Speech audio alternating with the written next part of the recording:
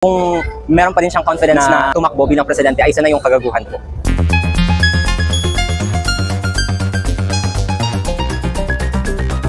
May pakialam po ba kayo sa naging desisyon ng ICC regarding sa request ng mga Duterte na magkaroon ng interim release para kay dating Presidente Rodrigo Roa Duterte? Ano po masasabi ninyo? Yes po, may pakialam po ako, and dapat po lahat po tayo may pakialam kasi makikita po natin yung mga senador na nakaupo sa Senado ay may bias na personal na kay Duterte, kaya gusto nila na makalaya si Duterte, na makabalik siya dito. Pero clearly, merong mga tao na sumusuporta sa kanya, pero evident naman na yung mga ginawa niyang kasalanan ay dapat niyang panagutan. Tama lamang yung ginawang desisyon ng ICC na i-decline yung request. Din naman po sa possibility na may isa pang Duterte na takbo sa darating na presidential election, ito po si Sara Duterte. Ano po masasabi niyo, iboboto niyo ba siya kapag lumapit sa inyo at humingi ng tulong o ng suporta niyo?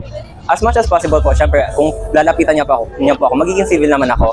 Pero clearly po, hindi siya credible enough, hindi siya trustworthy enough para botohin presidente. And dapat po, siya mismo sa sarili niya, mahiya siya. Kasi marami siyang kinakaharap na issue na hindi niya kayang masagot. Pero kung meron pa rin siyang confidence na tumakbo bilang presidente, ay isa na yung kagaguhan po.